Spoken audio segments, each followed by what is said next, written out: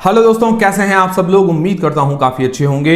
सबसे पहले तो आप सभी को महाशिवरात्रि की बहुत बहुत शुभकामनाएं। जनरली महाशिवरात्रि के दिन क्या होता है कि भाई लोग रात को जागते हैं। उसका महत्व क्या है तो महत्व भी आपको समझा देता हूं। जागते इसीलिए क्योंकि क्या है कि जो हमारी रीढ़ की हड्डी होती है वो क्या है कि सेंटर ऑफ एनर्जी होता है। मतलब जो एनर्जी आती है वो वहां से रिसीव होती है। ठीक है ना। मतलब आपको ब्रीफ में समझा रहा हूँ, ज़्यादा डिटेल्स में आप मत जाइए। तो इसीलिए क्या है कि जागना इसीलिए जरूरी है। अगर हम सो जाते हैं तो रीढ़ की हड्डी का टेढ़ी हो जाती है। तो रीढ़ की हड्डी सीधी होनी चाहिए। जो ऊपर से एनर्जी का फ्लो होता है महाशिवरात्रि के दिन, तो वो फ्लो क्या है कि हम रिसीव कर पाते हैं और ये बहुत ही ज़रूरी है हमारे लिए। तो थोड़ा जागना बेहतर है। मतलब महाशिवरात्रि इसीलिए मनाते हैं, ये इसका महत्व है। लोग भजन करते हैं, लोग कुछ ना कुछ खेलते हैं, गेम्स खेलते हैं, जागते हैं। और जागने का काफ़ी सारा महत्व मैंने आपको बताया। ये सेंटर ऑफ एनर्जी है हमारी रीढ़ की हड्डी, ये खड़ी होना जरूरी है। तो जागना बेहतर है। मतलब एक रात जागना होता है, इसमें क्या कोई दिक्कत वाली बात नहीं है। मतलब ये एक महत्वपूर्ण चीज़ है और ये जो डिवाइन एनर्जी है रिसीव करने के लिए महाशिवरात्रि बहुत इंपॉर्टेंट है और बहुत बड़ा पर्व है हमारे लिए। ठीक है। तो आप लोग कैसे मनाते हैं मुझे कमेंट करके ज़रूर बताइएगा। मैं भी रात को जागता हूँ, पूरी रात नहीं, बट जहाँ तक कोशिश हो मैं जागता हूँ 2 बजे, 3 बजे, 4 बजे तक। तो आप भी कोशिश कीजिए। और महाशिवरात्रि आप कैसे मनाते हैं मुझे कमेंट करके ज़रूर बताइएगा। तो इस वीडियो के अंदर fractal analytics IPO, I finance IPO, दोनों आईपीओ की कल लिस्टिंग है मंडे को। तो लिस्टिंग डे पर स्ट्रैटेजी जानेंगे इस वीडियो के अंदर। और देखिए महाशिवरात्रि के दिन स्टॉक मार्केट की छुट्टी होती है, बट संडे आ गया, कोई दिक्कत वाली बात नहीं है, कोइंसिडेंस है। तो और बाकी सारे आईपीओ का अपडेट लेंगे। उसके अलावा दोस्तों आज इंडिया पाकिस्तान का मैच भी है, ज़बरदस्त। और अभी जब तक मैं शूट कर रहा था बीच में मैं क्या कि आज थोड़ा मैं लेट शूट करता हूँ, मैच शुरू हो गया था। तो अभिषेक शर्मा तो जल्दी आउट हो गए, फिर ईशान किशन ने बढ़िया संभाल लिया। अब वीडियो लाइव होगा तब तक तो पाकिस्तान शायद बैटिंग कर रहा होगा। हो सकता है कि मैच भी खत्म हो जाए क्योंकि थोड़ा टाइम लगेगा, क्योंकि मैं भी मैच देख रहा था। तो शुरू करते हैं वीडियो को। वीडियो शुरू करने से पहले टेलीग्राम, इंस्टाग्राम, व्हाट्सएप, फेसबुक सबकी लिंक डिस्क्रिप्शन की तरह आपको मिल जाएगी। सबसे पहले दोस्तों फ्रैक्टल एनालिटिक्स आईपीओ की लिस्टिंग डे पर स्ट्रैटेजी जानते हैं। और देखिए दोस्तों, मैं सारी चीजें क्लियर करूंगा। डिसीजन आपको अपनी रिस्क अपना लगा के बनाना है, कोई बाय सेल का रिकमेंडेशन नहीं है। तो सबसे पहले अंदाजन लिस्टिंग प्राइस क्या हो सकती है। तो 900 रुपए के अंदर हमें अलॉट हुआ है फ्रैक्टल एनालिटिक्स का आईपीओ। ठीक है। अब जो जीएमपी बता रही है ग्रे मार्केट का प्रीमियम, जो एक अंदाजा होता है, इसके भरोसे हमको नहीं रहना है, क्योंकि मार्केट में ओवरऑल ग्रे मार्केट में डिमांड क्या है वो बता रहा है, वो बता रही है नेगेटिव। ठीक है। तो इस हिसाब से लग रहा है कि नेगेटिव लिस्टिंग होनी चाहिए। अब पर्सनली मैंने अप्लाई नहीं किया था। अब जिन्होंने लिस्टिंग के लिए अप्लाई किया तो अभी तो लिस्टिंग दिखा नहीं रहा है। ठीक है। और संभावना भी कम है। शुरुआत से थोड़ी कम डिमांड थी। शुरुआत में हालांकि 20-25% थी, बाद में धीरे धीरे बहुत कम हो गई।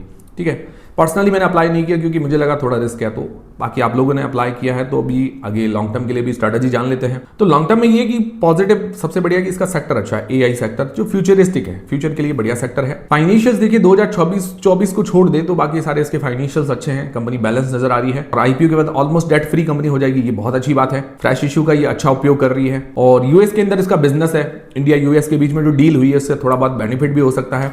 और दूसरी बात है कि अभी आईटी सेक्टर्स के जो स्टॉक्स डाउन हुए एआई के कारण ही हुए हैं। तो ये कंपनी एआई पर रिलेटेड है, तो हो सकता है फ्यूचर में एक अच्छा मतलब ये परफॉर्मेंस कर पाए।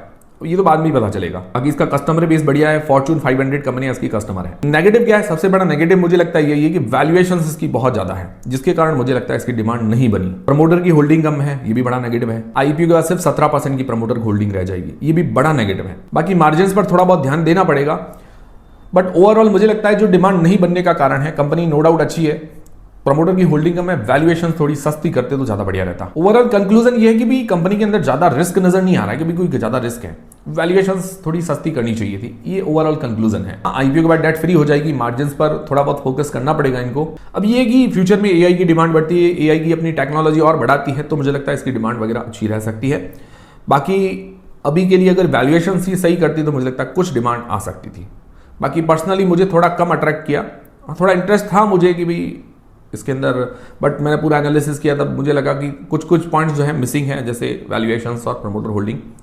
हाँ, फ्यूचर के लिए मैंने आपको बताया ओवरऑल अगर एआई पर ये थोड़ा और फोकस करती, रिसर्च करती तो अच्छी कंपनी साबित हो सकती है। फिर दोस्तों आई फाइनेंस आईपीओ, ये 129 रुपए के अंदर अलॉट हुआ है। इसकी भी जीएमपी नेगेटिव बता रही है, मतलब नेगेटिव लिस्टिंग होने की संभावना है। बाकी ये चीज फिक्स नहीं है, ग्रे मार्केट के अनुसार जो डिमांड है वो उसके अनुसार मैं आपको बता रहा हूँ, इसके भरोसे आपको नहीं रहना है। अब लॉन्ग टर्म के लिए हम पॉजिटिव्स नेगेटिव्स जान लेते हैं, क्योंकि देखिए लिस्टिंग के लिए अप्लाई किया है तो अभी तो कोई डिमांड खास आ नहीं रही है। तो देखिए पॉजिटिव में ये है कि मिड लेयर एनबीएफसी होती है, उसके अंदर ये लीडिंग पोजीशन में इसका नंबर आता है। ब्रांचेस काफी है इंडिया के अंदर, 568 से ज्यादा ब्रांचेस हैं। नेट इंटरेस्ट मार्जिन अच्छा है, CAR अच्छा है इसका, फाइनेंशियली कंपनी स्ट्रांग है, मार्जिन वगैरह इसके अच्छे हैं। नेगेटिव्स क्या है? नेगेटिव में एक तो ग्रॉस एनपीए थोड़ा ज्यादा है, ये थोड़ा कम होना चाहिए, 4.85% है, जो कि 2 से 2.5 के बीच में होना चाहिए ज्यादा से ज्यादा, तो इसको थोड़ा कम करना पड़ेगा। इसके जो पीयर्स हैं उनका थोड़ा कम है। वैल्यूएशंस ओके है, मतलब ज्यादा महंगी तो नहीं है, ओके। और फ्रेश इश्यू का जो पूरा पर्पस है वो थोड़ा क्लियर बाहर होके नहीं आया है आरएचपी के अंदर। ओवरऑल ये कभी कंपनी ज्यादा रिस्की नहीं है। ओवरऑल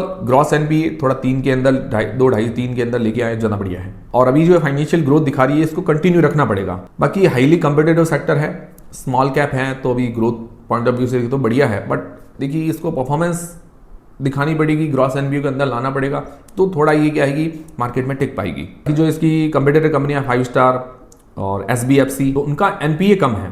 5 स्टार ने कोई खास ग्रोथ नहीं दिखाई, SBFC के अंदर ग्रोथ आई है। SBFC का एनपीए सबसे कम है 2.71 का, जो कि थोड़ा इनसे सेफ नजर आता है। तो अदर प्लेयर्स देखे तो थोड़े से ज्यादा बेहतर नजर आते हैं। बाकी दोनों में से थोड़ी सी ज्यादा बैलेंस्ड कंपनी कहें तो वो आई फाइनेंस थोड़ी सी बैलेंस्ड नजर आती है, फाइनेंशियल्स के मामले में, प्रमोटर होल्डिंग के मामले में, वैल्यूएशंस के मामले में। ये है अपडेट। अब आप लोग क्या करेंगे, इसको होल्ड करेंगे, सेल करेंगे, मुझे कमेंट करके जरूर बता दीजिएगा। मेरी तरफ से कोई बाय सेल होल्ड सेल का रिकमेंडेशन नहीं है। जो भी डिसीजन बनाए अपनी रिस्क अपना एनालिसिस लगा के बनाए। फिर दोस्तों जो अदर आईपीओ है, गॉर्डियम, IVF IPO 20 से 24 फरवरी के बीच में ओपन रहेगा। अभी तक प्राइस बैंड मार्केट लॉट की अनाउंसमेंट नहीं हुई है, तो अभी ग्रे मार्केट के अंदर भी कोई हलचल नहीं है। फिर दोस्तों श्रीराम ट्विस्टेक्स IPO 30 से 25 फरवरी के बीच में ओपन रहेगा। इसका भी प्राइस बैंड मार्केट लॉट नहीं आया है, तो ग्रे मार्केट में कोई भी हलचल नहीं है। तो रेवा PNGS डायमंड ज्वेलरी का IPO, इसका प्राइस बैंड मार्केट लॉट आ गया है, रिव्यू का वीडियो भी हमने डाल दिया है। 20 से 26 फरवरी के बीच में ओपन रहेगा। 5% के आसपास GMV है, 20 रुपए पर शेयर, मतलब डिमांड ठीक है, ज्यादा तो अभी नहीं बन रही है। बाकी दोस्तों अगर मार्केट की बात करें, कल मार्केट मंडे को कैसा रह सकता है, तो देखिए मार्केट की अगर बात करें तो गिफ्ट निफ्टी को नोटिस करें, या जो ग्लोबल मार्केट है जैसे US के मार्केट को नोटिस करें, तो वो सभी न्यूट्रल थे, मतलब कोई ना ज्यादा तेजी थी ना कोई ज्यादा गिरावट थी। तो मतलब ये संकेत न्यूट्रल के ऐसे दे रहे हैं कि भाई असमंजस की स्थिति है। मार्केट में कोई बढ़िया न्यूज आती है तो एकदम ऊपर भी जा सकता है, मार्केट में कोई हल्की फुल्की खराब भी न्यूज आई तो नेगेटिव भी जा सकता है मार्केट। तो अभी मार्केट ऐसा समझ के चलिए कंसोलिडेट फेज के अंदर है, न्यूट्रल जो रेटिंग आ रही है, मतलब गिफ्ट निफ्टी की और डाउ जोन्स वगैरह, सब न्यूट्रल टाइप के मार्केट नजर आ रहे हैं। तो मार्केट क्या है कि बहुत ज़्यादा असमंजस के अंदर चल रहा है, क्योंकि अभी ट्रम्प के कारण भी बहुत ज़्यादा अनाउंसमेंट कभी इधर हो रही है कभी उधर हो रही है, तो इस कारण बहुत ज़्यादा असमंजस है। स्थितियाँ क्लियर होने में अभी थोड़ा टाइम लगेगा, ठीक है ना। तो हो सकता है कल मार्केट न्यूट्रल रहे। अगर कुछ नेगेटिव आता है, मैंने आपको बताया थोड़ा सा नेगेटिव आए तो मार्केट नीचे आ जाएगा, थोड़ा सा कुछ पॉजिटिव है मार्केट ऊपर आ जाएगा। बाकी न्यूट्रल के अंदर रहने की संभावना नजर आ रही है।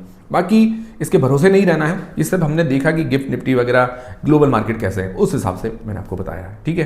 बाकी कोई बाय सेल का रिकमेंडेशन नहीं है, जो भी डिसीजन बनाए अपनी रिस्क अपना एनालिसिस लगा के बनाए। तो उम्मीद करता हूं हमारा वीडियो, हमारी जानकारी आपको काफी पसंद आएगी, हेल्पफुल रही तो वीडियो को लाइक जरूर करें, चैनल को सब्सक्राइब कर ले। मिलते हैं दोस्तों अगले वीडियो के अंदर। वीडियो फटाफट शूट कर रहा हूँ, मुझे क्या है कि थोड़ा आज मैच देखने में ज़्यादा इंटरेस्ट आ रहा है, तो आप भी मैच देखिए और एंजॉय कीजिए। मिलते हैं अगले वीडियो के अंदर।